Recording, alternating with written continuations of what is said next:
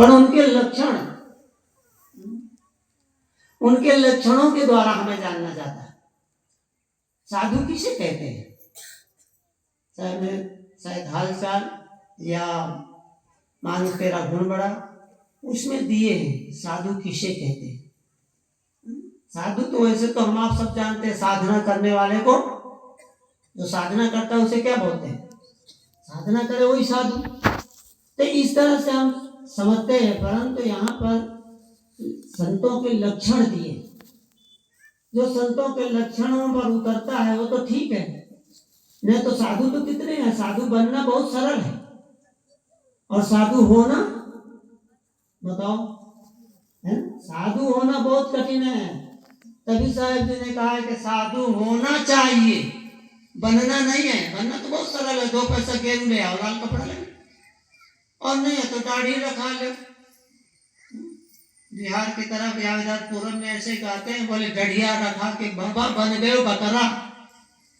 वो बकरा का होती है ना नीचे दाढ़ी, आप लोगों ने देखा हो तो, भेड़ बकरे से बोलते हैं। तो कहते हैं ऐसे, पर मन ना रंगाए रंगाई जोगी, बोलो ऐसा गाते हैं। बोलते मन को रंगाना है, पर मन तो रंगा नहीं, कपड़ा रंग लिया और भेष बना लिया। किसका भेष बनाए? हमारे दादा गुरु जी ने लिखे, उन्होंने एक छोटी सी पुस्तक लिखे थे, निज कल्याण संदेशा। निज कल्याण मतलब स्वयं का कल्याण कैसे हो। तो उन्होंने कहा भेष बनाया प्रभु मिलने को, पर वो गए मोह में धाय। भेष तो बनाया किसके लिए? कि परमात्मा की प्राप्ति हो, अपने स्वरूप की प्राप्ति हो, कल्याण हो। तो भेष बनाया किसके लिए? बोले प्रभु मिलने, कि हमें परमात्मा मिले, ईश्वर मिले, ब्रह्म मिले, खुदा मिले, गाड मिले, यहोवा मिले, परमात्मा कोई भी, ये सब नाम है अलग अलग। आप समझिए आपके ही नाम है, दूसरा कुछ नहीं, नाम है अलग अलग दिए गए। उसी को कोई खुदा कहता है, और उसी को कोई गाड कहता है, उसी को कोई यहोवा कहता है, उसी को कोई ब्रह्म कहता है, और उसी को हम आप चेतन कहते हैं, जीव कहते हैं, वो कोई रूह भी कहते हैं। वो सब है। कौन है? ये सब नाम है। किसके नाम है? जो अंदर रहता है हमारे आप, जिसके रहने से हम बोलते हैं, जिसके रहने से आप सुनते हैं। और जब वो चला गया तो सब बोलना बंद, के नहीं बंद?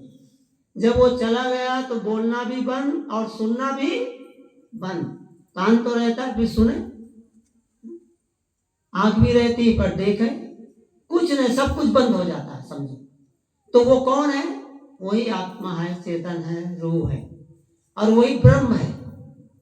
ब्रह्म किसे कहते हैं? जो सबसे बड़ा है वही ब्रह्म है। बृहत्वाद ब्रह्म इसीलिए कहा जाता है, वो सबका है, सबका जनैया है, इसीलिए उसको ब्रह्म कहते हैं। और ब्रह्म क्या है? श्री अबलास साहब जी जब हम बनारस में पढ़ते थे, 75 की बात है, 1975, अभी कितना चल रहा है? अब 1925 होने वाला है। अरे 2025, 19 तो चला गया।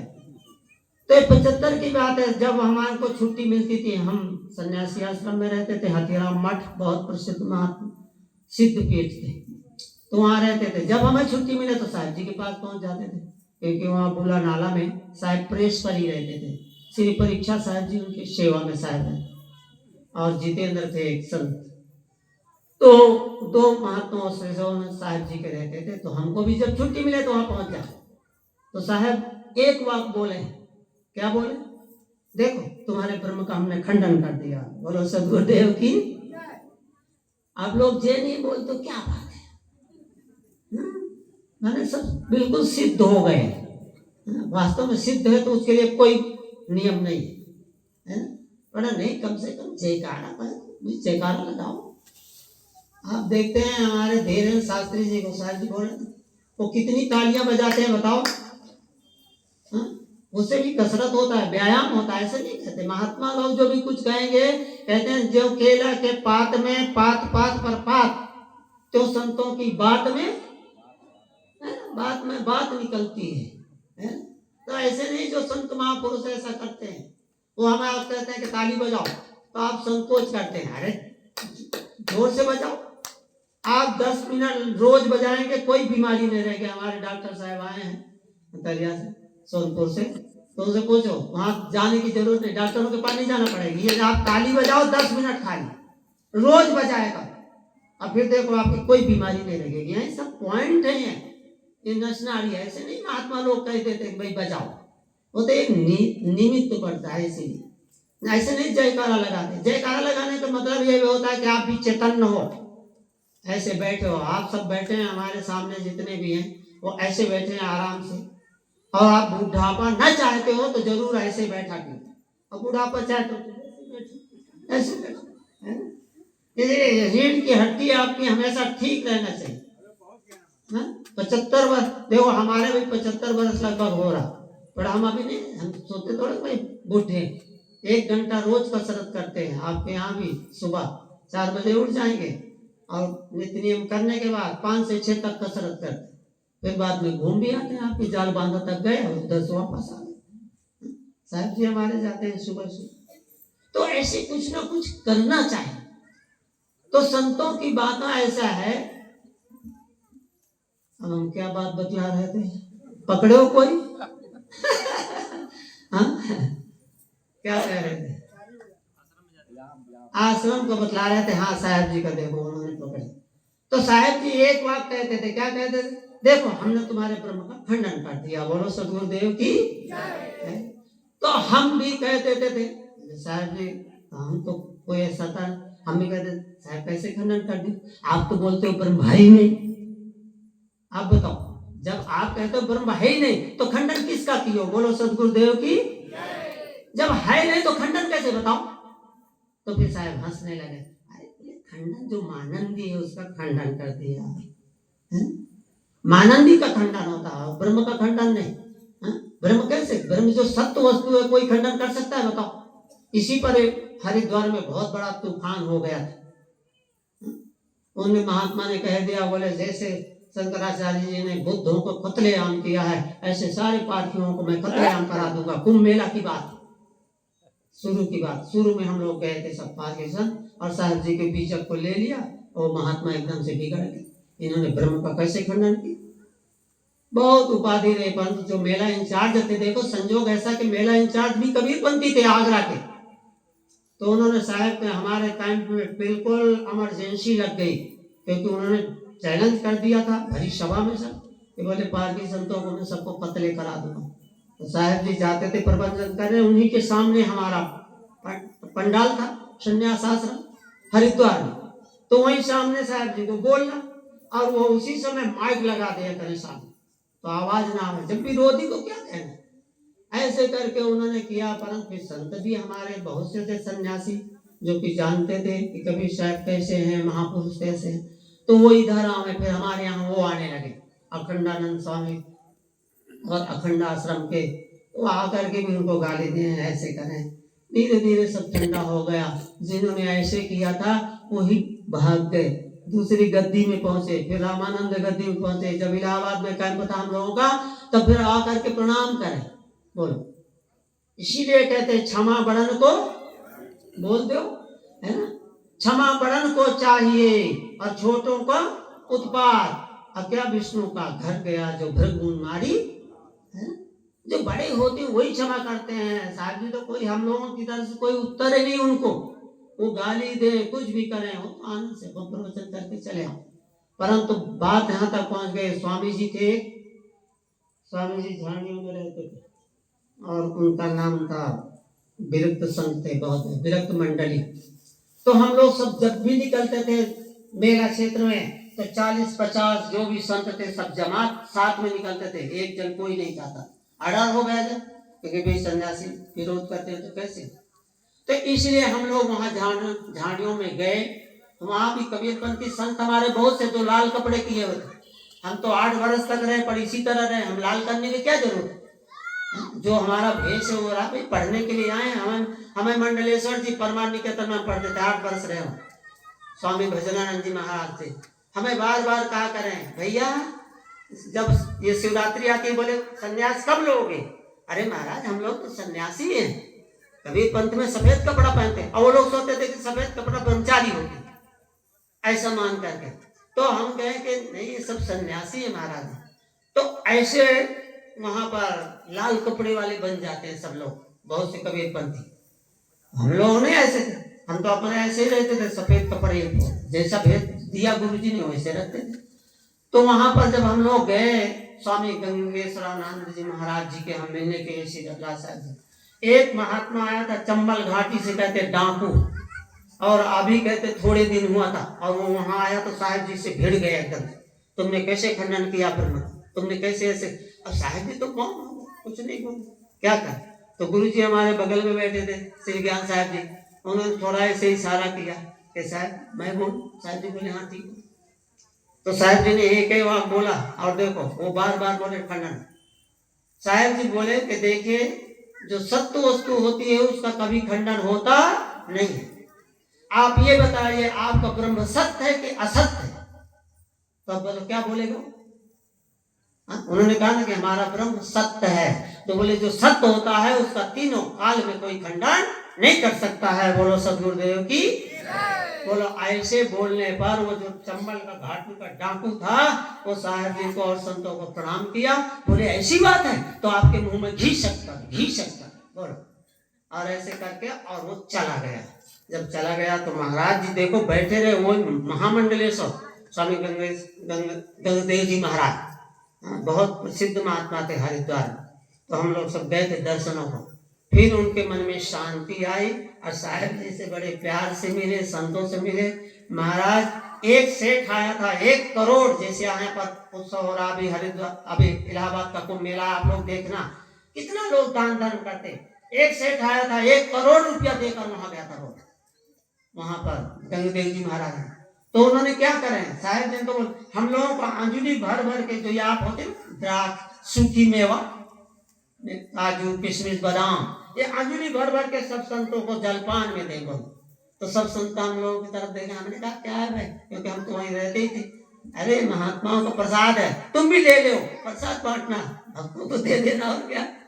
और मंगा करके ये अपना द्राक्ष सब ऐसे जलपान नाश्ता। तो कहे साहब गुरु जी बोले श्री अबला साहब बोले भाई ऐसा, बोले क्या करे महाराज 1 करोड़ दिए तो उसको खर्चा तो करना है, तो कैसे खर्चा करें। अंतिम ऐसे होते हैं संत महापुरुष। तो कहते हैं जो लोग नहीं समझते हैं इसीलिए कहते हैं उनके भेद समझते हैं, और जो समझते हैं तो कबीर साहब ने कहा समझे की गत एक है और जिन समझा सब ठौर। और कहें कबीर वो बीच के बल कहीं और की और। जो बीच के लोग होते हैं किनको कहते हैं, जिनको बीच का कहते हैं अध कचरा, न उनको कोई ज्ञान है, वो पारकी भी बन जाते हैं, पर कितने झगड़ा लड़ाई करते। बोलो पारक भी तुम्हारा कहाँ गए बताओ। हम तो कहते भाई सत्संग में जाओ, परखे परखावे सदा सत्संगत के बीच, और ताको हमारी बंदगी किंचित रहे ना। ये सत्संग की महिमा, इसीलिए संतों की महिमा कहेगी। संतों को तुम पहले जानो, संत किसे कहते हैं। तुलसीदास जी महाराज रामायण में लिखते हैं, बस मैं थोड़े मत करता था टाइम हो जाए। तो तुलसीदास जी महाराज रामायण में कहते, रामायण की बात हम इसलिए आपको बतलाते रहते हैं क्योंकि रामायण हमारे यहाँ खूब चलती है छत्तीसगढ़, प्रतियोगिताएं होती। तो वहां पर वो क्या बोलते हैं संतों के लक्षण, उन्होंने कहा है कि विरत विवेक विनय विज्ञाना और बोध यथार्थ वेद। देखो यथार्थ शब्द लिखा कि नहीं उन्होंने, इसका मतलब उसमें भी कुछ ये अयथार्थ है। अयथार्थ तो रहते हैं, जब 4 प्रकार की वाणी बोली जाती है तो कहते हैं कुछ न कुछ तो यथार्थ होगा, इसीलिए ऐसे कहना पड़ता है कि बोध हो पर यथार्थ बोध हो, अयथार्थ न। विरत विवेक, विरक्ति है पर विवेक पूर्वक विरक्ति हो, ऐसा नहीं कैसी विरक्ति हो जाती है आजकल बताओ। बोले घर में हुआ खटपट तो चल बाबा के मठ पर, घर में पति से उससे भाई से किसी से खटपट हो गया, झगड़ा हो गया, लड़ाई हो गया, तो कहते चलो बाबा के मठ में साधु बन जाता हूं। अब बाबा भी बड़े होशियार थे, वहां पहुंचते उनका दाढ़ी मोछ लिया कट और पकड़ा दिया एक लठ, दाढ़ी मोट काट करके और एक लठ पकड़ा दिया, और क्या कहे, बोले जाओ गौए चरा लाओ। गौशाला था ना, तो भाई गौओं को ले जाओ जंगल पे चराने। तो चेला भी राम बड़ा होशियार था, वो क्या बोलता है, बोले जब उन्होंने एक लठ पकड़ाया और कहा गौओं को चरा लाओ, तो कहते बाबा ने बताया काम तो चेला रमता राम। बोलो सदगुरुदेव की। जब काम करने को बतलाया तो चेला रमता राम हो गया। बोलो अब ऐसे साधु हो, रमता राम करने से थोड़ा कि साधु, साधु का मतलब साधना, साधना करके आए, खटपट करके आएंगे तो कहाँ कर। वो कहने लगा घर में, बोले काम करना होता तो साधु, साधु क्यों बनते बताओ। तो काम करना होता तो कहते साधु क्यों बनते। बोलो अभी साधु महात्मा काम नहीं करते। हम तो वहां उत्तर प्रदेश में जब जाते हैं तो कहते हैं कि भैया, लोग कहते हैं संत महात्मा काम नहीं करते। हम आपके छत्तीसगढ़ में गुरु जी के साथ रहते थे, और जब रात के 12 बजे समाप्त हो जाए आपकी कथा यहाँ, तो दूसरे गाड़ी लिए खड़े रहे कि उनके यहाँ सुबह से प्रोग्राम है, तो फिर वहां जाते थे रात में। बोलो तो हम कहेंगे देखो लोग कहते साधु क्या करते, आप तो आराम से सो रहे हैं और हम लोग रात में अभी चक्कर लगा रहे हैं। बोलो सदगुरुदेव की। वहां सुबह पहुंच करके फिर प्रोग्राम देना है। तो इसीलिए संत महात्मा कितना काम करते हैं, पर लोग समझते नहीं, इसलिए कहते हैं कि संत क्या, साधु क्या करते हैं, खाते हैं और सोते। अरे भाई साधु तो सोएगा नहीं तो कौन सोएगा बता। कहते साधु होकर न सोया और बाप मना न रोया तो क्या किया। तो साधु का कोई चिंता नहीं, फिक्र नहीं, तो फिर वो तो सोएगा ही आराम। तो जिनके मन में चिंता है, फिक्र है, वो ऐसा करते हैं। इसलिए उन्होंने कहा विरत विवेक विनय विज्ञाना और बोध यथार्थ वेद पुराना और दम्भ मान मत करे न काऊ और भूल न दे कुमारग। इसकी व्याख्या हम दूसरे टाइम करेंगे। बोलो सदगुरुदेव की। देवगढ़ के साहब हमारे नहीं बोलेंगे कि हाँ पूरा हो गया टाइम, और आपका जो है ना 12:10 हो गया। हमारे साहब जी विराजमान है, और साहब जी तो बोलेंगे नहीं कि भाई बंद कर दो, साथ करेंगे।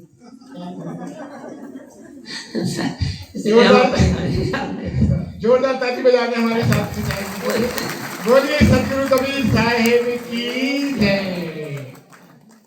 कहते अभी 5 मिनट है। अरे भाई 5 मिनट कोई भरने हम आपको दे देंगे। 5 मिनट को हम दान साहब जी हमें दे दिए, जी उसका सदुपयोग करें। सज्जनों देवियों, बहुत सुंदर और व्यवहार की कला के संबंध में बातों बातों में बड़ी बात साहब जी हम सबके बीच कह दिए। उन सबको भी हमें अपने स्मरण में, स्मृति में लाना है और उस पर चिंतन करना है। हम अभी पूज्य श्री के गहन गंभीर विचारों को श्रवण करने से पहले मैं निवेदन संप्रेषित करता हूँ। साध्वी बहन मंजुला, जो कबीर ब्रह्मचारिणी आश्रम पोटिया जी से आपका आगमन हुआ है, मैं निवेदन करता हूँ आप एक भजन हम सबके बीच रखने की कृपा करें। थोड़ी आ जाएगी।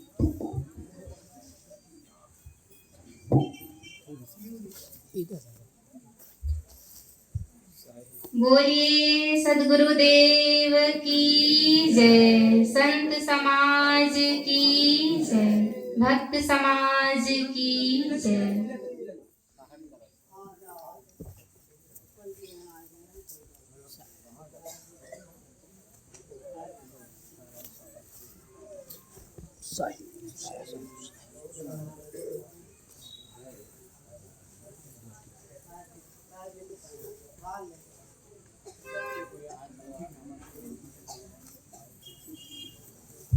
परम आदरणीय श्री सीपर वर्मा जी,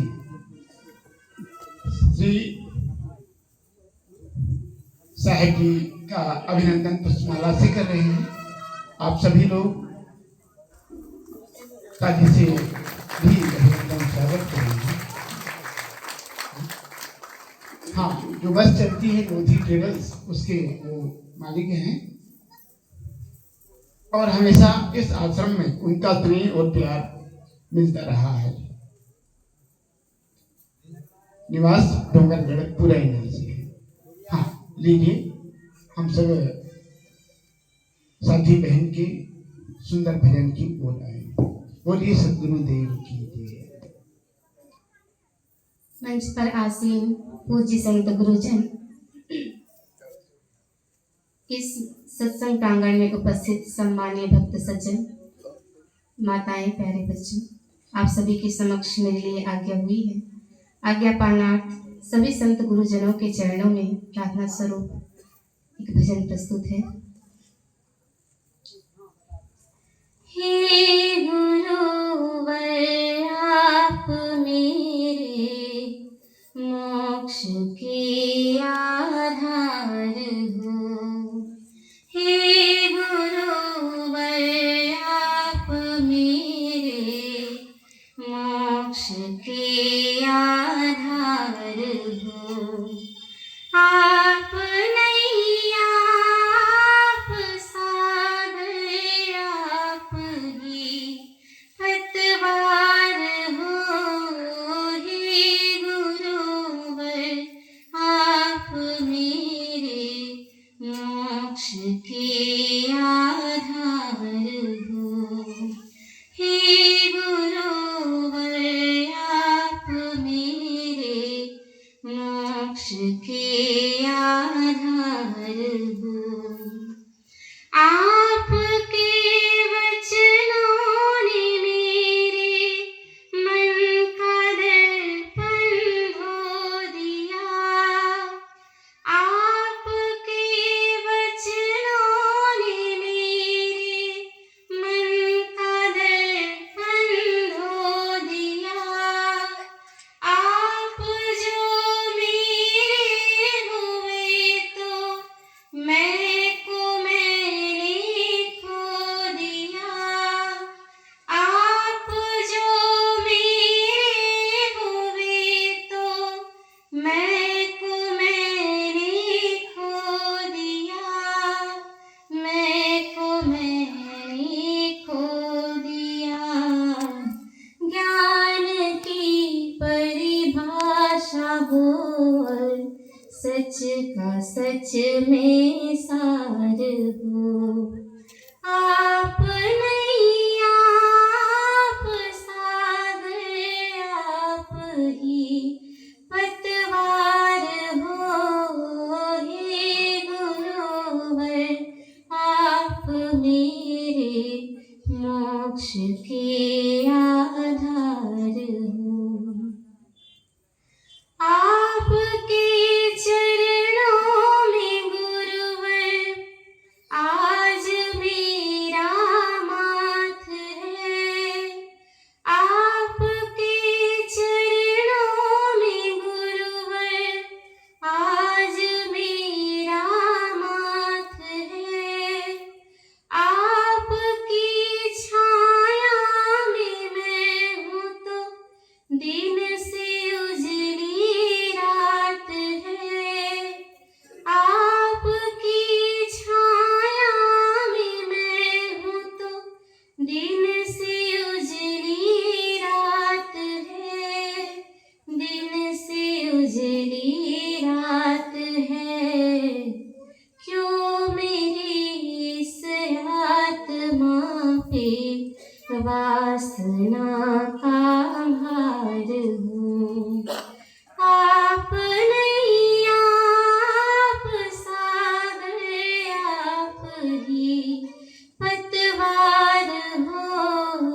हे गुरुवर आप मेरे मोक्ष के आधार हो। हे गुरुवर आप मेरे मोक्ष के आधार हो। आपके महाकाव्य का हृदय से जब भी स्पर्श हो। आपके महाकाव्य का हृदय से जब भी स्पर्श हो।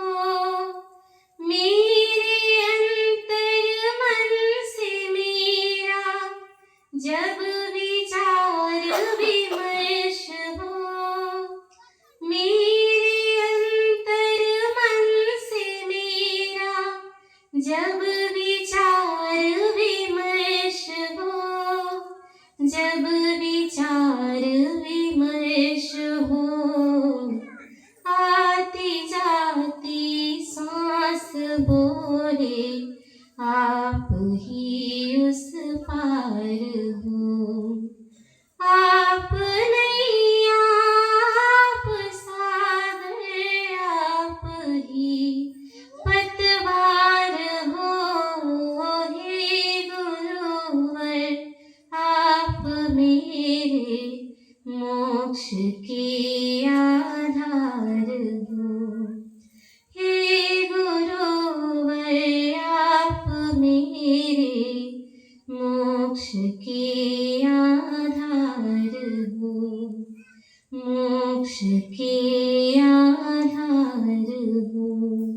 बोलिए सदगुरुदेव की।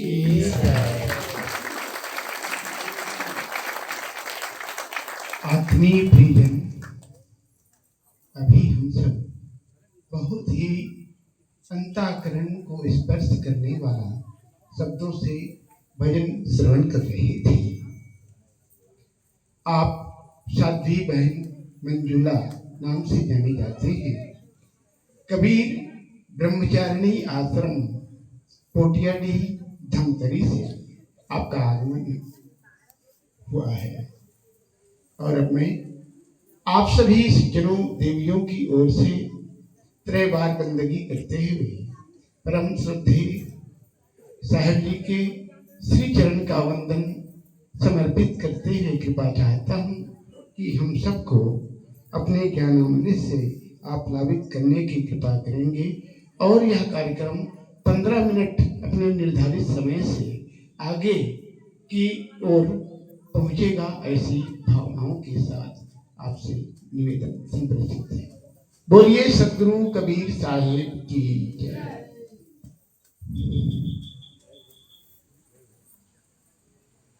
एकं नित्यं विमलं चलं सर्वधि साक्षिभूतं भावातीतं त्रिगुणरहितं सद्गुरुं त्वां नमामि। सत्संग के इस पावन अवसर पर मंच पर विराजमान सभी आदरणीय श्रद्धेय पूज्य संत वृंद, आदरणीय असाध्य समाज, अगाध श्रद्धा और तत्परता के साथ धर्म श्रवण करने की जिज्ञासा से पधारे सभी श्रद्धालु श्रावकों, श्रद्धा मूर्ति देवी, ये अत्यंत सौभाग्य का क्षण है, दुर्लभ क्षण है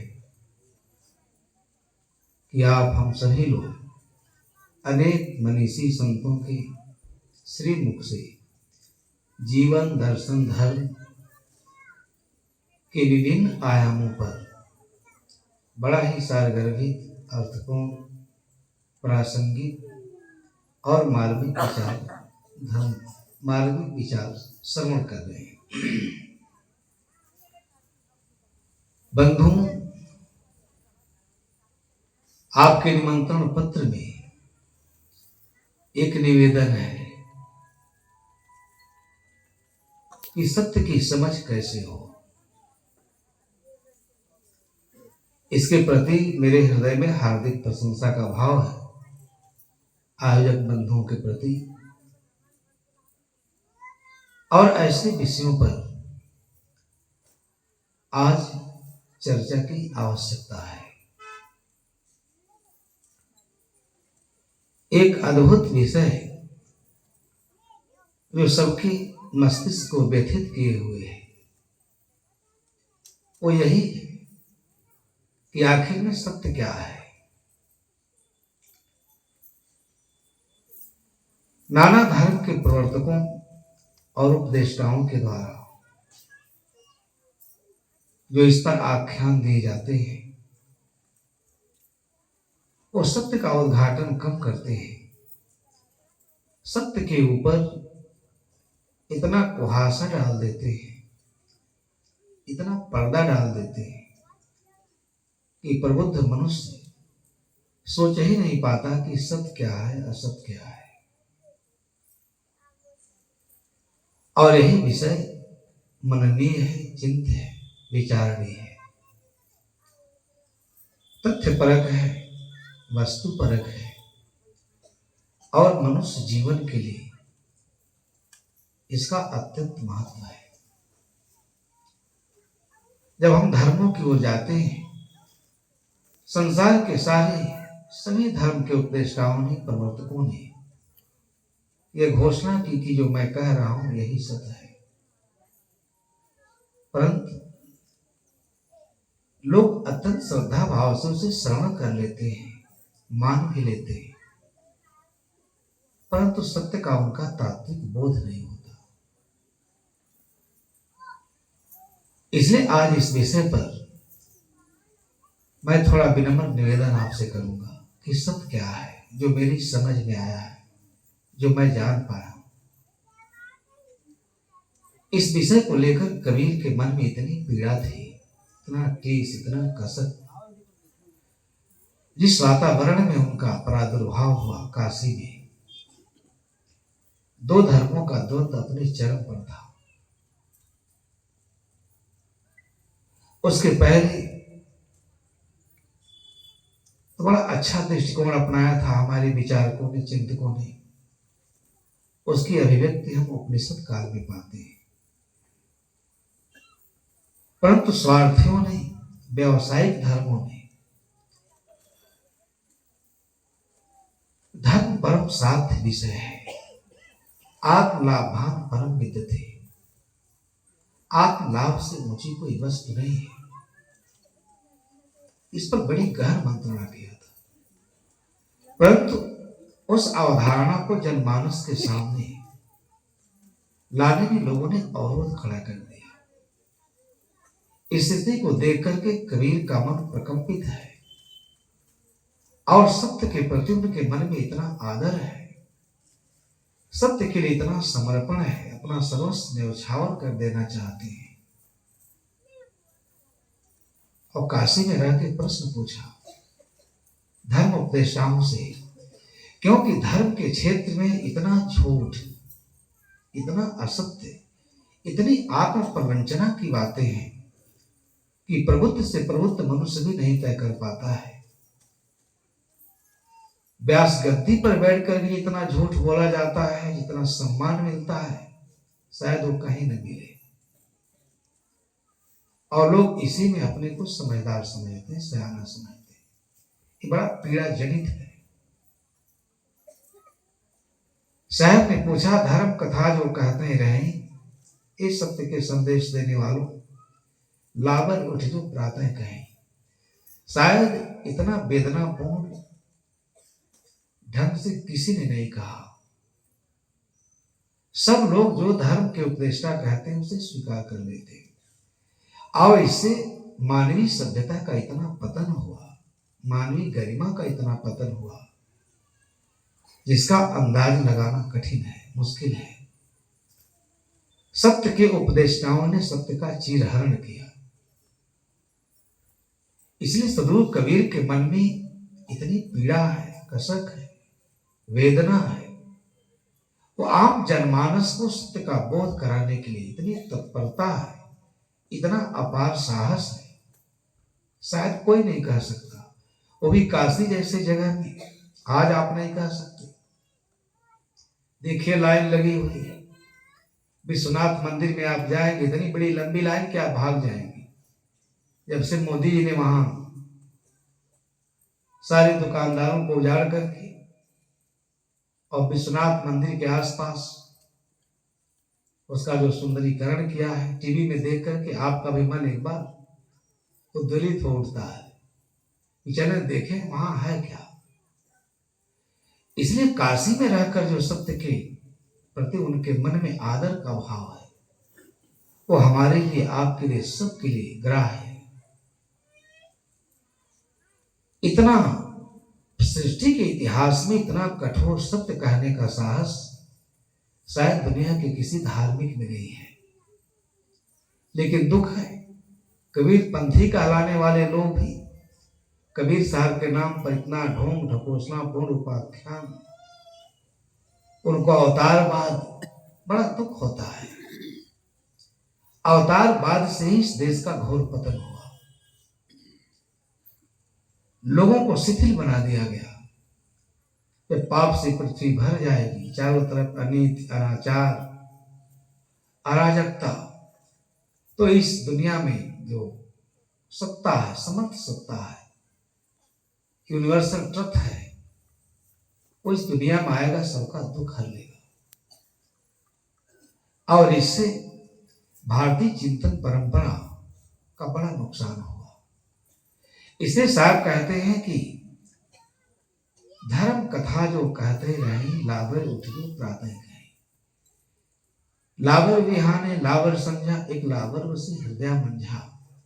रामा केल मरम नहीं जाना, ले मत ठाने वेद पुराण। बेद उकेर कहल नहीं करे, जरते ही रहे सुस्त नहीं पड़े। गुणातीत के गावते आपो ही गए गवाए, माटी का तन माटी मिल गो पौन ही पौन समा।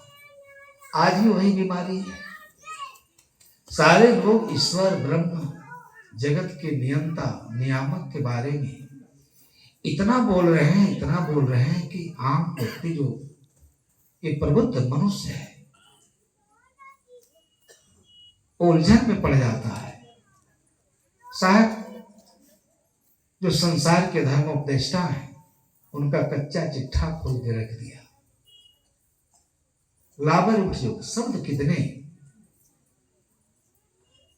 जनमानस के शब्द हैं, लबरा कहते हैं। सारे कथा करने वालों को लबरा कहा, लबरई कर रहे हैं। आजकल तो लबरई कम जो करे ज्यादा कर रहे हैं, कहीं तथ्यगत बात की चर्चा नहीं। और आपको आज वही आश्वासन दिया जाता है, आप मान लीजिए मान लीजिए। मानने से क्या हुआ? जानने की आवश्यकता है। इसलिए सदगुरु कबीर के चिंतन धारा में और यही कारण है अदिति दर्शन को क्यों धर्म की मान्यता मिली, क्यों काशी के सभी पंडित मौला विद्वान चिंतक विचारक सब उनके शरणागत हो गए। जब वो प्रश्न पूछते थे तो उनके दांत हिल जाते थे। पंडित मिथ्या करल विचारा, क्या कोई कहा? पंडित बात बदे सो झूठा, राम के कहे जगत गति पावे, खान कहे मुख मीठा। इस संसार के सारे लोग राम राम कहो, सारे अभिष्ट की प्राप्ति होगी। माला लेकर के राम राम कहो। कितना बोला, सत्य के प्रति इतना समर्थ है, इतना आदर है, इतनी श्रद्धा है, क्योंकि सत्य के अनादर के कारण ही हमारी मानवीय सभ्यता का बड़ा नुकसान हुआ। उसका मूल्यांकन करना कठिन है। हम असत्य को ही सत्य मान करके उसी की कथा सुनते हैं। इसलिए साहब के मन में एक बहुत बड़ा विषय के प्रति बड़ी उदारता से और बड़ी विवेकपूर्ण ढंग से, वैज्ञानिक ढंग से, तर्कपूर्ण ढंग से ये प्रश्न पूछा, जो तू करता वर्ण विचारा, जन्मत दीन दंड अनुसार। अनेक प्रश्न हैं। कुछ लोगों ने कहा कि हम तो जन्मजात ईश्वर के भाई भतीजा हैं, हम उनका संदेश लेकर आए हैं। हम जो कह रहे हैं बिल्कुल सही है, आज भी ये धारणा है। इसलिए सदगुरु कबीर विचार मंच पर जब विचारों की चर्चा हो तो आपको बड़ी धैर्य से सुनना चाहिए। एक शायर ने लिखा, जो चाहिए देखना न देखा हमने, हर शय पर क्या है गौर क्या हमने, औरों को समझना तो मुश्किल है, हम खुद क्या है किसी को कुछ ना समझा। ये बड़ी विदर्भ करने वाली बात है और इसी कारण धर्म का विप्लव हुआ। धर्म कथा कहते समय धर्म उपदेष्टा को ध्यान रखना चाहिए कि मैं जो कुछ कह रहा हूं उसकी अनुभूति मुझे है या नहीं। केवल ग्रंथों को पढ़ पढ़ करके रामायण में लिखा है, गीता में लिखा है, भागवत में लिखा है, बहुत सारे तथ्यपरक विचार हैं, उनको कहना चाहिए। इसलिए कबीर साहब के जमाने में इतना झूठ की आंधी चल रही थी धर्म के क्षेत्र में, पूरा धार्मिक वातावरण एकदम वहां पोह में पड़ा हुआ था। इसलिए वहां काशी में बैठ करके विद्वानों से पूछते हैं, जनसाधारण से नहीं पूछा। ये धर्म की कथा तो तुम कहते हो, लेकिन धर्म का तत्व क्या है? धर्म कहते किसे हैं? धर्म का उद्घाटन कैसे होगा? ये झूठ बोलने से, झूठ की कथा कहने से, अंधविश्वास की कथा कहने से, विवेक की विरुद्ध बात कहने से, इससे धार्मिक परंपरा और धार्मिक जगत ही छत बिछत हो गया। मनुष्य की श्रद्धा डमाडोल हो गई। आप तो आज भी देख रहे हो, जो लाखों लोगों को विष्णु धाम में भेजते थे, सतलोक में भेजते थे, आज जेल के सलाखों के पीछे खड़े हैं। एक दिन मैं पंजाब में था, अपने आश्रम में बैठा था, तो रामपाल के कुछ अनुयायी आ रहे थे, देखा वहां कबीर आश्रम दिखा है, तो आश्रम में आ गए, कुछ चर्चा होने लगी। उन्होंने कहा वो तो बिल्कुल कबीर साहब का अवतार है, साक्षात कबीर साहब है। हमने कहा कबीर साहब तो 24 अवतारों का खंडन किया बीजक में, अवतार नाम की कोई चीज है ही नहीं, पूरी भारतीय चिंतन परंपरा में नहीं है। भारतीय चिंतन परंपरा तो आत्मोपासी है। व्यक्ति की पूजा की प्रधानता तो बाद में हुई। वो लोग श्रद्धा में बिल्कुल अंधे थे, लड़ने को तैयार हो गए, कहे वो तो बिल्कुल कबीर साहब साक्षात रामपाल के रूप में आए हैं, आपको बाबा जी पता ही नहीं है, चलो आप उनका दर्शन करो। हमने कहा बताओ, सारी सत्ता, इसलिए एक बात ध्यान रखना आप लोग, कबीर साहब जो कह रहे थे प्रकृति की सत्ता उनके मुख से कहलवा रही थी, इसलिए काशी में सफल हुए।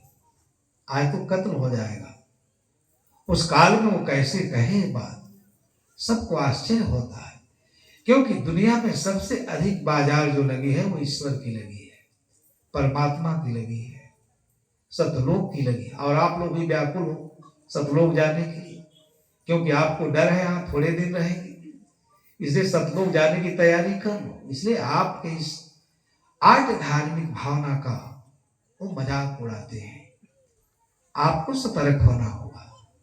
वो हमारे और आपके लिए बहुमूल्य विचार कबीर साहब ने दिया, इतने उलझ गए। हमने कहा बीजक कभी आपने पढ़ा? उन्होंने कहा बीजक का तो मैं नाम ही नहीं सुना। हमने कहा तब कबीर के व्यक्तित्व, कर्तृत्व और उनकी आर्ट, उनकी धार्मिक भावना, उनके चिंतन, उनके दर्शन को समझना आपके लिए मुश्किल है। इतना साहस है। आज लोग इतना सरल, सब अपने अपने इष्ट को भगवान का घोषणा करने लगते हैं। भगवान क्या चीज है, ईश्वर क्या चीज है, ईश्वर तत्व पर गहन विमर्श करने की आवश्यकता है। दुनिया में सारा झगड़ा, सारा कलह, सारी लड़ाइयां, दुनिया में जितना धन के लिए, स्त्री के लिए, जमीन जायदाद के लिए संघर्ष नहीं हुआ, उतना ईश्वर के नाम पर हुआ। आप पश्चिम एशिया में देखिए, जब यहूदियों का पलायन हुआ, यहूदी अपने प्रोफेट में इतना विश्वास रखते थे, उन्होंने ईसाई धर्म को कबूलना मना कर दिया। इतनी श्रद्धा थी, उन्हें उनके पैरों में कीलें ठोक दी गई, धूप में उन्हें बांध दिया गया लकड़ी के खंभों में, परंतु श्रद्धावश उन्होंने अपने धर्म का परित्याग नहीं किया। लेकिन क्या उनका प्रोफेट आया? कल भी मैंने कहा था, पश्चिम एशिया से आप लोग समझें, ये वैज्ञानिक युग है, हर जगह वैज्ञानिकता की वकालत हो रही है, लेकिन जब धर्म का क्षेत्र आता है कोई वैज्ञानिक बात नहीं करता, वहां श्रद्धा की बात होती है, और इससे हम अपने धर्म के साथ बहुत बड़ा अन्याय करते हैं। आज तीनों धर्मों के लोग वहां दावा कर रहे हैं, लेकिन आज वहां रात दिन बम की बारिश हो रही है, ना अल्लाह पाक वहां उतर रहे हैं। ईसा के पुत्र, ईसा ईश्वर के पुत्र हैं, उनका भी ईश्वर नहीं आ रहा है, यहूदियों का भी ईश्वर नहीं आ रहा है। कितनी झूठी बातें हैं, ये तो स्वयं में समझना चाहिए। कितना वर्ष हम लड़ते रहे अयोध्या में भगवान राम के मंदिर के लिए। लोग कहते हैं सारे जगत का नियंता है भगवान राम, उनके बिना तो, गोस्वामी जी ने तो ऐसा लिखा मानस में, चार खान जग जीव अपारा, अवध तजे नहीं तन संसारा। इसलिए अयोध्या में कितनी भीड़ है। चार ही खानियों के जीव अगर अयोध्या में मर जाते हैं तो सीधे राम के धाम जाते हैं। राम का धाम कहाँ है क्या पता? आज तक कोई चिट्ठी पत्री आई कि नहीं, किसी को पता नहीं। सब लोग वहीं जाने के लिए हैं। कबीर साहब अदिति महापुरुष हैं, उनका दर्शन अदिति है। सारी बीमारी सत्य को न समझने के कारण है। सत्य हमसे कहीं दूर नहीं है, कबीर साहब सीधे सादी भाषा में कहते हैं, दिल में खोज दिलहिमा खोजो यही करीमा रामा। लेकिन आदमी तो इतना पागल है, वो मंदिर में जाता है, मस्जिद में जाता है, मूर्ति अपने हाथ से बनाया है, भगवान की मूर्ति, मंदिर अपने बनाया है, प्राण प्रतिष्ठा भी अपने कर लेता है। लेकिन जब उसके घर में कोई मर जाता है तो छाती पीट पीट के रोता है, वहां जाके गुहार लगाता है, हमारा दुख हर लो, द्वंद हर लो। इतनी समझ नहीं कि जिससे हम गुहार लगा रहे हैं वो तो वहां है ही नहीं, कौन हमारी बात सुनेगा। इसलिए श्रद्धा से ऊपर उठने की आवश्यकता है। श्रद्धा गलत नहीं है, परंतु श्रद्धा विवेक सम्मत होना चाहिए। और इसी विवेक को परिमार्जित करने के लिए कबीर का पूरा व्यावहारिक दर्शन है, पूरा व्यावहारिक चिंतन है। ये काम हम लोग नहीं कर पाते। इसलिए चीजों को ठीक से समझना हो तो कबीर को धैर्य से मनन करने पड़े। साहब काशी में पूछते हैं, धर्म कथा जो कहते रहे क्यों पीड़ा है, लाबर उठ जो प्रातः कहे। धर्म कथा कहने वालों ने इतना झूठ का, आडंबर का, बाह्याचार का, पाखंड का, ढोंग का और उसके उपाख्यानों का इतना बड़ा झंझावात खड़ा कर दिया कि आपका विवेक उसमें मृत प्राय हो जाता, सो जाता। आपने कभी सोचा, लाबर उठ जो प्रातः कहीं, सुबह से शाम तक झूठ बोलने में जो जितना पारंगत है उसकी उतनी ही पूजा अर्चना हो रही है। झूठ कभी सत्य नहीं हो सकता। अभी शास्त्री साहब ने कहा ना, जो है ही नहीं, ब्रह्म है ही नहीं तो किसका खंडन कर रहे हैं, ईश्वर है ही नहीं तो किसकी आराधना कर रहे हैं। कहाँ ईश्वर है, किसके समक्ष ईश्वर आकर के दर्शन दिया, कोई ऐसा नहीं, सब कपोल कल्पित बातें हैं। दिल में खोज जय खोजत कल्पो गया घटई माय सो, कबीर ने कहा। अब बाढ़ी गर्भ गुमानते ताते परेगी दो। ये पूरी दुनिया को आश्चर्य में डालता है। जहां सारे जगत के लोग बाहर ढूंढ रहे थे अपना आश्रय, ईश्वर देवी देवता कुछ नहीं मान करके काल्पनिक अवधारणा में कबीर ने ईश्वर को मनुष्य की बुद्धि के अंदर लाया। ये दुनिया के लिए बहुत बड़ी बात थी, दुनिया को आश्चर्य में डाल दिया। इसके पहले बुद्ध ने लाया था, उसे हम समझ नहीं सके और हम कबीर को ईश्वर बना के उड़ाने लगे, परमात्मा बना के उड़ाने लगे। कैसे कबीर को समझ पाएंगे। आज समझिए, भागवत कथा कहने वाले कहते हैं कि राजा सगर के पत्नी से 60,000 पुत्र पैदा हुए। सब विवेकवान लोग होते हैं, वैज्ञानिक, डॉक्टर, इंजीनियर लोग होते हैं कथा सुनने वाले। कोई नहीं उठ के कहता कि 60,000 बच्चे एक आदमी से कैसे पैदा हो, मनुष्य ही रहे होंगे। कोई नहीं कहता, सब मान लेते हैं। और धायों ने घी के कूड़ा में डालकर उनका पालन पोषण किया, सब बड़े हो गए 60,000। हनुमान जी पृथ्वी के 13 लाख गुना बड़ा जो सूर्य है, अग्नि का, उष्मा का समुच्चय है, उसको निगल गए थे, अंधेरा हो गया था। कहीं नहीं अंधेरा हुआ, केवल भारत में हुआ था, दुनिया में इसकी चर्चा नहीं है। ऐसी कथाओं से हनुमान जी क्या थे? हनुमान जी बहुत बड़े साधक थे। हनुमान जी ज्योतिष के आचार्य थे।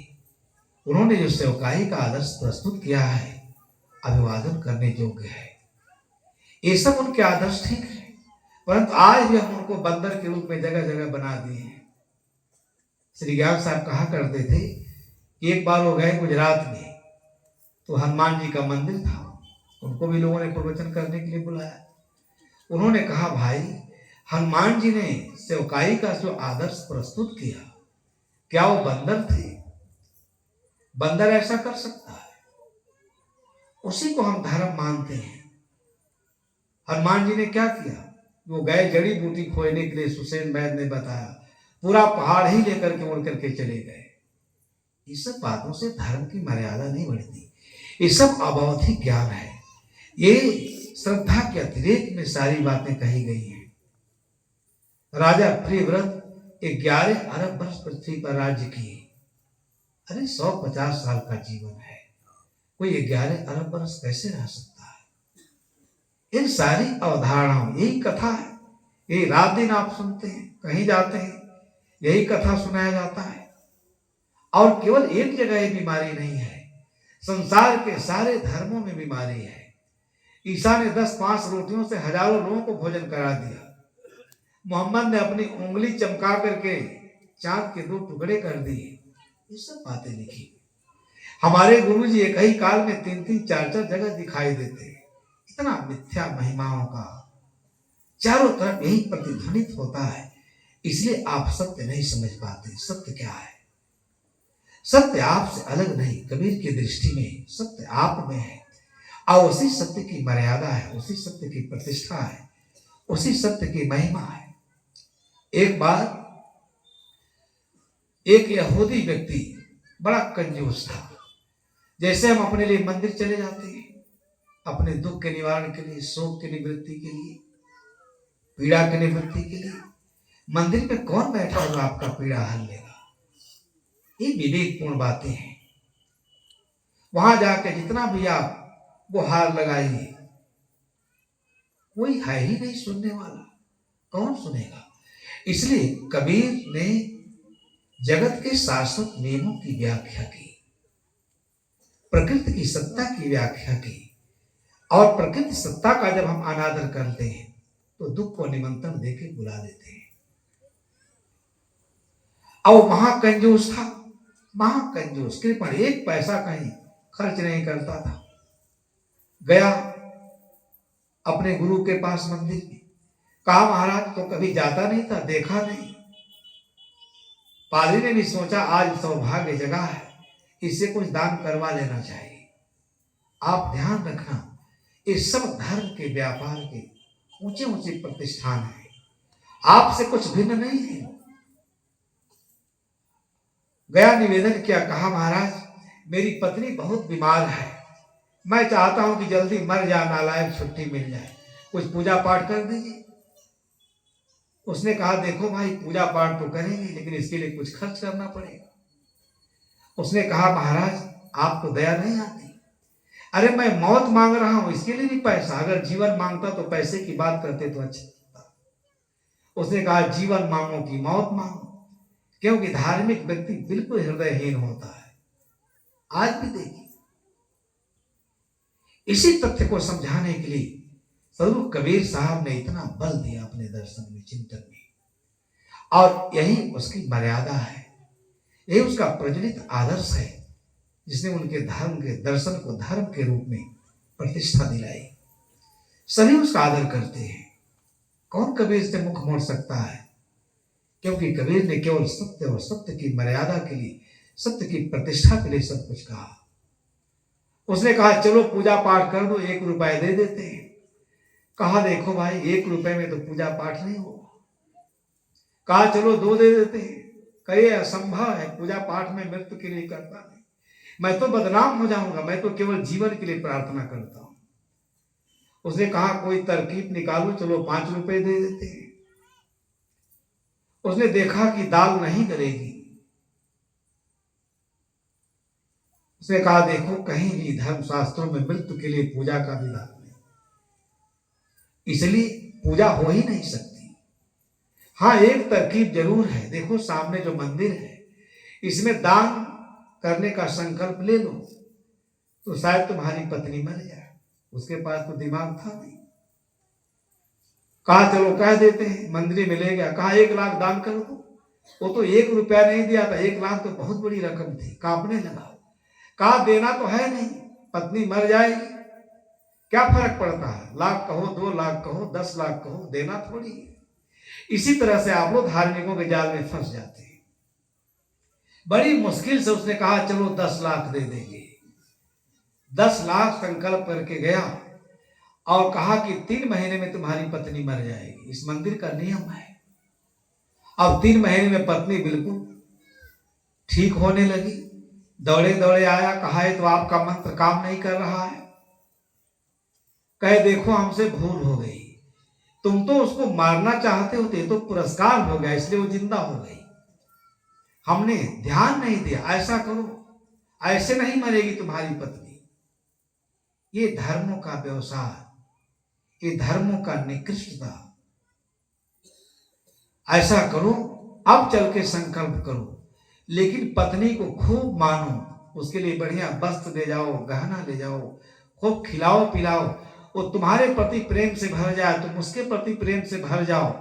तुम चाहो कि वो न मरे तब वो मर जाएगी। धर्म के क्षेत्र में इतना पाखंड है,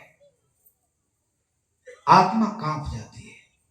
अब क्या करे बेचारा, किया गया, कभी तो पत्नी को गहना नहीं ले गया, कंजूस आदमी, बढ़िया वस्त्र नहीं ले गया, कभी अच्छा फल फ्रूट नहीं ले गया। आप किसी का कहना नहीं मानेंगे, लेकिन व्यास गद्दी से कह दिया जाए, आज कहते हैं टीवी में आप देखते हैं कि हर शनिवार को घर के कोने में तिल के तेल से दिया जलाए को तुम्हारे घर में लक्ष्मी निवास करने लगेगी। ये कितना आदमी को भ्रष्ट करना है, विवेक के पथ से विरत करना है, और कर्म के नियम की अवहेलना है। आप वही करने लगते हैं घर में बैठ के। अब वो गया पहली बार, खूब बढ़िया साड़ी ले गया, सब कुछ ले गया, गहना ले गया, फल फूल खिलाने लगा। पत्नी के हृदय में हुआ कि लगता है कि आश्रम जाना शुरू किया, तभी इसके हृदय में इतना परिवर्तन आया। वो तो 1 रुपया भी कभी पत्नी का सुख कुछ जाने ही नहीं थी। प्रेम उमड़ पड़ा, प्रेम से भर गई, बहुत आदर करने लगी, और इतना इसको स्नेह दिया, सम्मान दिया। पहली बार इस मूर्ख ने समझा कि गृहस्थ जीवन में पत्नी बहुत अनूठी वस्तु है। हमने तो पत्नी का तिरस्कार कर दिया था, कि पत्नी के बिना तो जीवन बेकार है, व्यर्थ है। समय का तकाजा, और कुछ दिन 3 महीने को हुआ, पत्नी बीमार पड़ गई। ऐसा लगा पत्नी मर जाएगी। दौड़े दौड़े गया हो, कहता है महाराज अब पत्नी को मैं मारना नहीं चाहता हूं। पहली बार मुझे समझ में आया कि पत्नी के बिना एकदम जीवन ही बेकार है। वो तो मर जाएगी तो मैं बिना आत्मा का हो जाऊंगा, मैं उसके मरने पर तुरंत मर जाऊंगा। जल्दी कोई व्यवस्था बनाइए ताकि पत्नी हमारी मरने न पाए। पहली बार मैं जाना कि पत्नी गृहस्थ जीवन के लिए अमूल्य वस्तु है, उसके बिना जीवन बेकार है। इतनी सेवा कर रही, इतना प्रेम उड़ेल रही है, मेरा हृदय गदगद है। उसके साथ मैं 100 वर्षों तक जीना चाहता हूँ, कोई जल्दी व्यवस्था बनाइए। उसने कहा कोई व्यवस्था नहीं है, एक व्यवस्था को 10 लाख रुपया जल्दी दान कर दो आश्रम में, पत्नी जी जाएगी। वो तो कांप गया, 1 रुपया देने वाला व्यक्ति नहीं, और ऐसा स्वांग रचा धार्मिक ने कि 10 लाख रुपया बिना हर्रे फिटकरी के दे दिया। ये धर्म है, ये धर्म की दुकानें हैं। कबीर की आत्मा इसमें चल जाती है। इसे धैर्य से समझें, धर्म कथा जो, क्योंकि कबीर का मन, कबीर ने देखा, समीक्षा किया। इस धार्मिक जगत ने सत्य की कथा कहते कहते सत्य के अस्तित्व को, सत्य का इतना लोभ कर दिया है, साधारण आदमी समझ नहीं सकता सत्य क्या है। हाँ, आप जब कहते हैं कोई वकील है, व्यापारी है, झूठ बोलता है तो उसकी कितनी निंदा होती है। कहते हैं काले कपड़े वाले तो जम के दूत हैं वकीलों को, आप कहते हैं, नहीं निंदा करते हैं। लेकिन जब धर्म की कथा से कोई कहता है तो आप कहते हैं झूठ, महाझूठ। तो कहते हैं वृंदावन बिहारी लाल की जय, सब आंख मूंद के समर्थन करते हैं। कबीर इस धर्म के विरोधी थे।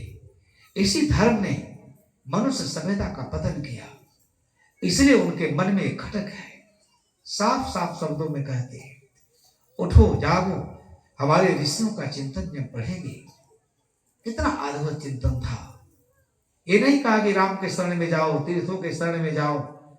अभी कुंभ लगा है, अखबारों में निकलेगा कि 12 वर्ष पर एक कुंभ लगा। मैं एक दिन ट्रेन में जा रहा था, एक महिला बैठी थी, उसने कहा कि ऐसा प्रचार हो रहा है कि शायद 12,000 वर्षों के बाद ऐसा कुंभ लगा है, जो वहां जाके नहा लेगा सारा उसका पाप कट जाएगा। बताओ, नदी में नहाने से पाप कट जाए तो सत्कर्म की क्या हो सकता है, सद्धर्म की क्या हो सकता है। इस सस्ते नुस्खों से कबीर साहब धर्म के क्षेत्र में ऐसे सस्ते नुस्खे बांटे जाते हैं। तीर्थ में नहा लो, धर्म कथा सुन लो, 7 दिन भागवत कथा सुन लो। महाराज परीक्षित को तो विमान चला आया था, उड़ करके कहाँ चले गए थे, स्वर्ग में चले गए थे। आज कई वर्षों से, हजारों वर्षों से लोग कथा सुन रहे हैं, कोई नहीं पंडित से पूछता कि हमारा विमान क्यों नहीं आता है। आप पूछते हैं? आपका सारा धन लेकर के दान करा करके यही स्वर्ग का सुख भोगते हैं। आपको कहते हैं मरने के बाद तुमको स्वर्ग मिलेगा। कितनी झूठी बातें हैं। इन प्रपंचों से हमारे ऋषि मुनि ऐसे नहीं थे। वो तो कहते हैं उठिस्तस जागृत प्राप्त वरान निबोधन। उठो जागो, श्रेष्ठ आदर्श शिखर महापुरुषों के पास जाओ जो ज्ञान से प्रदीप्त है, ज्ञान से प्रकाशित है। वहां जाकर के उसके ज्ञान से तुम प्रकाशित हो जाओगे। सत्य का बोध कहां होगा? मंदिर में नहीं हो सकता, मस्जिद में नहीं हो सकता।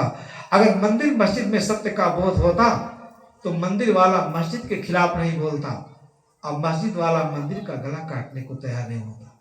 दोनों के यहाँ असत्य अवधारणाओं में सब पागल है, सारा संसार पागल है। मैं तो कहता हूं सारे संसार को कबीर के दर्शन को पढ़ना चाहिए। अद्भुत विवेक से भरा हुआ है। बंधुओं, ऐसा विवेक सम्मत दर्शन तो दुनिया में दुर्लभ है, दुष्प्राप्य है। इसलिए साहब कहते हैं सुबह से शाम तक झूठ बोलना बंद करो। अरे इस वैज्ञानिक युग में तो सत्य की कथा करो, लेकिन आपको ही पसंद नहीं है सत्य की कथा, कैसे सुनेंगे? क्योंकि आपका मन उसी में विमुग्ध है, मंत्र मुग्ध है।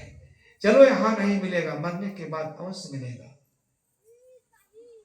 लावर बिहाने लावर संझा, एक लावर बसे हृदय में जा।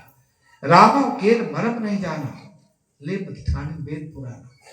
साहब के मन में राम शब्द के प्रति बड़ा आदर है, समादरित है वो। लेकिन लोग राम राम तो कहते हैं, राम का मरम नहीं जानते। सारे जगत के लोग अद्वैतवादियों का दर्शन देखिए, कहते हैं सब, एक तरफ कहते हैं अद्वैत और एक तरफ कहते हैं सब कुछ अद्वैत ही है। उस विषय पर मैं नहीं जाऊंगा। रामो केर काल नहीं करे, जगते ही रहे सुस्त नहीं पड़े। बड़ी अद्भुत वचन है, मौलिक चिंतन है। राम राम सब कहते हैं, लेकिन मनस्ताप, मन का जो ताप है, अनुताप है, पीड़ा है, उद्विग्नता है, राग नहीं मिटता, मोह नहीं मिटता, क्लेश नहीं छुड़ता। सब राग द्वेष की अग्नि में सब जल रहे हैं। तो राम कहने से क्या फायदा है? माला तो कर में फिरे, जीभ फिरे मुख माए, अब मनुआ तो 14 फिरे, ये तो सुमिरन है। कबीर अब कुछ कह रहे थे, सारी दुनिया आश्चर्य से सुन रही थी। माला बनाई काट के, अब बीच में डाला सूत। अब माला बेचारी क्या करे, फेरन हाथ कपूर। क्या ऐसा कोई कठोर शब्द कह सकता है? माला फेरने वालों को कहा। माला पर राम राम राम राम, राम ही राम पुकारते जिब्या पर गौरव। सुधा जल पीवे नहीं खोद पीउन के। कितना अमृतमय वचन कबीर साहब कहते हैं कि जल हमारे पास हो, लेकिन हम कहें नहीं, हम जब खोदेंगे तभी पानी पिएंगे। कितना दुखद है। चात्री कहां पुकारो दूरी, सो जल जगत रहा भरपूरी। एक कबीर का ज्ञान की अगाध राशि, इस धारा में प्रवाहित हुए बिना, इस धारा में नहाए बिना हमारा विवेक विमल नहीं हो सकता। मनुष्य की यही गरिमा, उसमें विवेक के बीज हैं। वो विवेक के बीज जमने चाहिए। वो जब तक विवेक का बीज नहीं जमेगा, आप अपने ऊपर विश्वास नहीं कर सकते। आप तो दूर विश्वास, वहां विश्वास करते जहां कोई है ही नहीं। रामो के मरम नहीं जाना, अल्ले मतिठाने वेद पुराना। इतनी श्रद्धा है। राम राम तो कहता, नहीं राम का मरम नहीं जानता। एक बार मैं अयोध्या में था, एक वैष्णव संत से पूछा मैंने कि महाराज आप लोग कहते हैं कि अर्थ न धर्म न काम रुचि, पद न चाहो निर्वाण, आज जन्म जन्म रति राम जी पद यह वरदान। ये आपका डिमांड है, मांग है। तो क्या भगवान आपके इस भौतिक जीवन में मिलेंगे जिनके चरणों में आप रुचि प्रदान करेंगे? अच्छे शब्द थे, विवेकवान थे, नाराज नहीं हुए। हमने कहा आपकी उपासना ही मुझे गलत लगती है। आपका